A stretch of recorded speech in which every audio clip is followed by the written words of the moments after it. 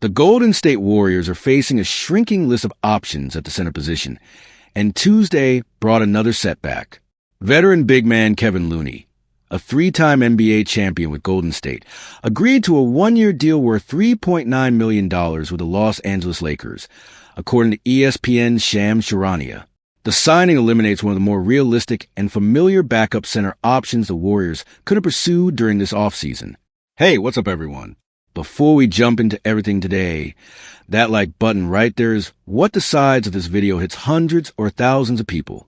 1 second is all it takes, but the impact on this channel is massive. Go ahead and hit that like button right now.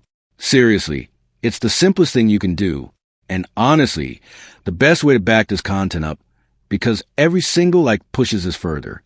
So hit it now. The timing is particularly difficult for Golden State because the franchise also faces a ticking clock on another decision at the 5.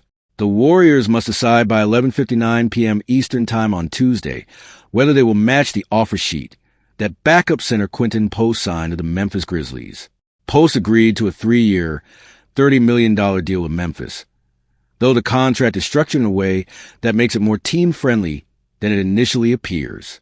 The final 2 years of the deal are non-guaranteed, which means the arrangement functions essentially as a 1-year, $10.3 million commitment with club options beyond that. The question facing Golden State's front office is whether that contract is worth matching.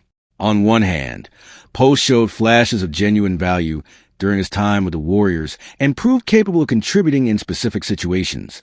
On the other hand, matching the offer sheet at that price would eat into cap space and restrict the team's flexibility for the remainder of the free agency period, limiting their ability to address other pressing roster needs. The Warriors currently have Al Horford and Kristaps Porzingis on the roster as their primary center options.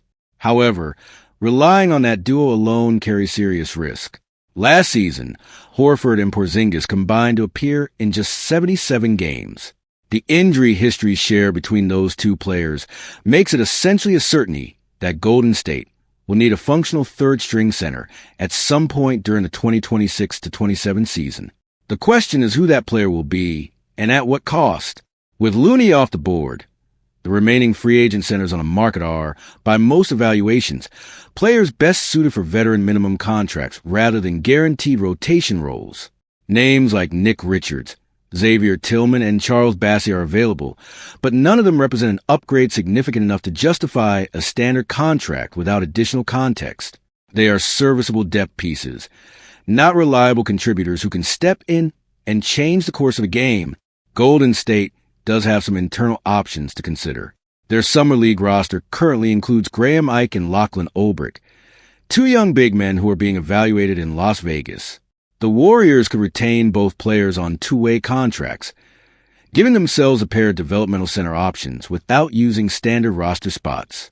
That approach would cost less in terms of cap space, but comes with real risk if Horford or Porzingis miss significant time, as seems almost inevitable based on recent history. The core question the Warriors front office must answer is simple but uncomfortable. Are either Ike or Olbrich ready to play meaningful rotation minutes at the NBA level? If the answer is yes, the team can fill the backup center role internally and focus resources elsewhere. If the answer is no, they need to commit a standard contract roster spot to whichever veteran they believe represents the best available option. Meanwhile, Looney lands in a situation that suits him well. The Lakers needed center depth after trading away DeAndre Ayton and losing Jackson Hayes to the Utah Jazz in free agency. Looney steps in as the primary backup to Walker Kessler, giving him a defined role and a legitimate opportunity to contribute meaningful minutes on a contending roster. For a player who appeared in just 21 games with the New Orleans Pelicans last season due to injuries and limited opportunities, this represents a genuine second chance to reestablish himself in the league. Looney has never been defined by his scoring, but his value as a defender and rebounder has always been clear to those who watched him closely during Golden State's championship runs. He brings positional versatility, consistent effort, and a veteran understanding of playoff basketball that younger centers simply cannot replicate. Warriors fans know exactly what he offers. In the 2022 playoff run, he averaged 5.8 points and 7.6 rebounds per game over 22 appearances. The following postseason in 2023, he posted 6.5 points and an extraordinary 13.1 rebounds per game across 13 games, many of them as a starter. Those numbers reflect a player who elevates his performance when the stakes are highest. At 30 years old, Looney still has the physical tools to contribute at a high level when healthy and given a consistent role. A bounce-back season in Los Angeles would not be a surprise to anyone who followed a career in the Bay Area. For the Warriors, however, his departure closes one door and adds pressure to a front office already navigating a complex and uncertain offseason. Time is running short. Decisions are becoming more consequential, and the center position remains unsettled heading into one of the most important off-seasons in the franchise's recent history. The Golden State Warriors have identified a new name in their free agency search, and it is one that carries both appeal and serious complications. According to ESPN's Anthony Slater, who reported the news on SportsCenter, the Warriors have expressed internal interest in veteran forward DeMar DeRozan as a potential target. The key condition attached to that interest, however, is telling. Per Slater, Golden State will pursue DeRozan seriously only if they fail to land LeBron James, making the six-time All-Star a clear second option rather than a primary objective for franchise.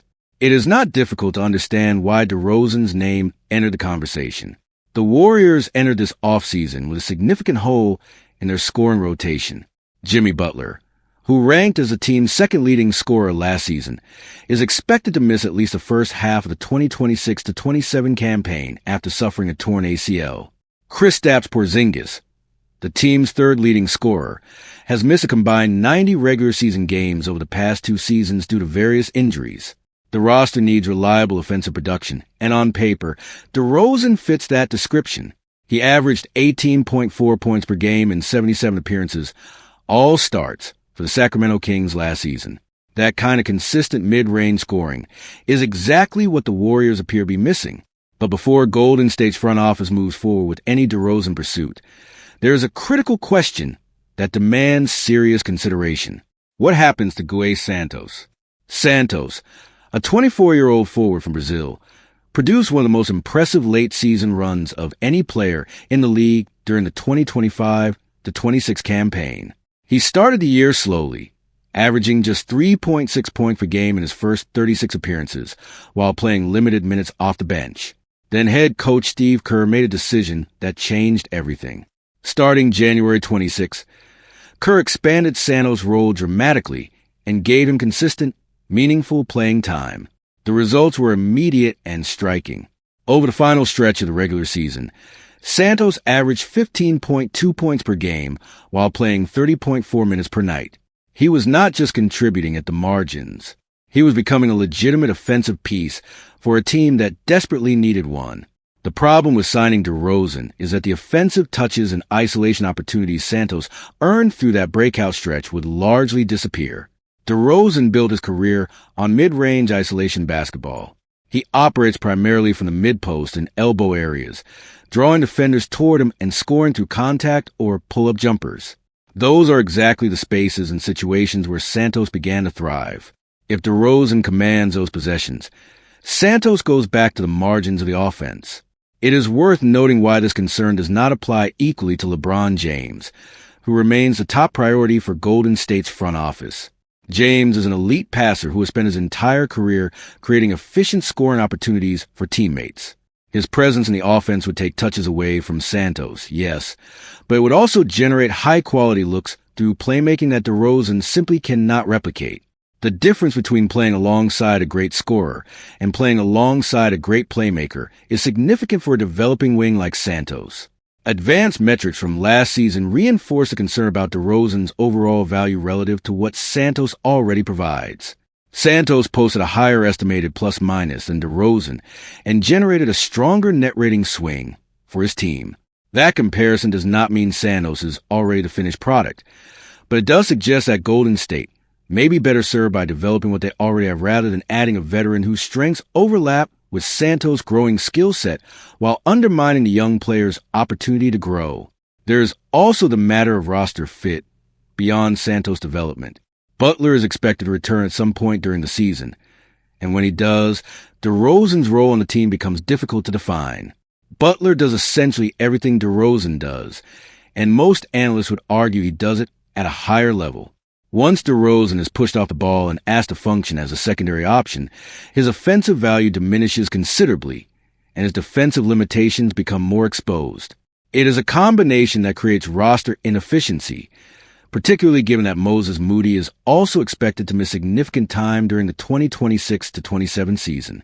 If the Warriors miss on James, the smarter path likely involves targeting younger players who bring a specific skill the roster currently lacks. Options like Zaire Williams, who offers defensive versatility, or Brandon Williams, who brings the ability to attack the basket, align better with what Golden State needs heading into next season. Internally, guard L.J. Cryer could also be given an expanded role to inject three-point shooting into the rotation. Any of those directions would serve Sando's development better than bringing in DeRozan, whose arrival would signal to the young Brazilian that the front office does not fully believe in what he showed over those final months of the season. The Golden State Warriors were once considered the frontrunners to land LeBron James in free agency. That status has changed considerably. According to ESPN's Shams Charania, speaking on a segment alongside Stephen A. Smith on Tuesday, the Warriors have slipped out of the top 3 destinations currently being considered by James. What appeared to be a genuine competitive advantage for Golden State at the start of the free agency period has eroded, and the franchise now finds itself on the periphery of the biggest free agent pursuit in recent NBA history. Charania described a clear hierarchy of destinations at the forefront of James' thinking. The Cleveland Cavaliers, who gave the superstar his only championship as a member of that organization back in 2016, remain a meaningful option driven by nostalgia and the presence of a young, talented core. The Miami Heat represent another reunion story, with James having won 2 titles during his first stint in South Florida. Perhaps the most surprising development in recent days has been the emergence of the Philadelphia 76ers as a serious contender for James' signature. The Sixers recently completed a blockbuster acquisition of Jaylen Brown from the Boston Celtics, and Charania confirmed that James is taking Philadelphia's pitch seriously. That arrival of Brown appears to have immediately elevated the 76ers into legitimate contention for LeBron's services. Against that backdrop, the Warriors are looking for any edge they can find. And the one factor that may still keep Golden State in this conversation is the relationship between James and Draymond Green.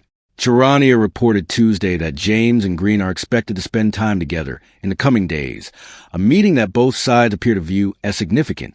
Green opted out his $27.6 million player option with the Warriors before free agency began, and his decision to enter the market was one of the early signals that he might be central to Golden State's pursuit of James. The logic was straightforward. Green and James share a bond forged through years of competition and mutual respect, and the veteran forward's commitment to returning to Golden State could serve as a meaningful recruiting pitch for the 4-time MVP. What makes the upcoming Green and James meeting so compelling is the stakes attached to it. If Green can convince James that Golden State represents the right fit for the final chapter of his playing career, the Warriors remain very much alive in this race. If James leaves that conversation leaning toward Cleveland, Miami, or Philadelphia, the Warriors' hopes will effectively be finished. Green is not simply a teammate in this scenario. He is functioning as the franchise's most important recruiter, and the outcome of these conversations may determine the direction of the organization for years to come.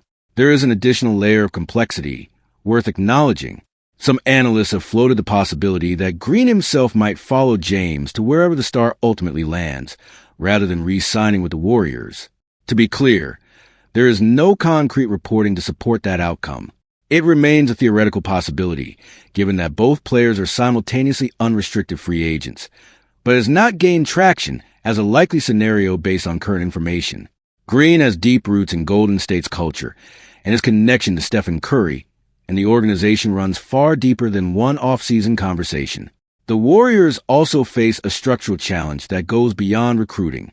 Charania has reported that Golden State does not believe it can successfully attract James without also completing a trade for Anthony Davis.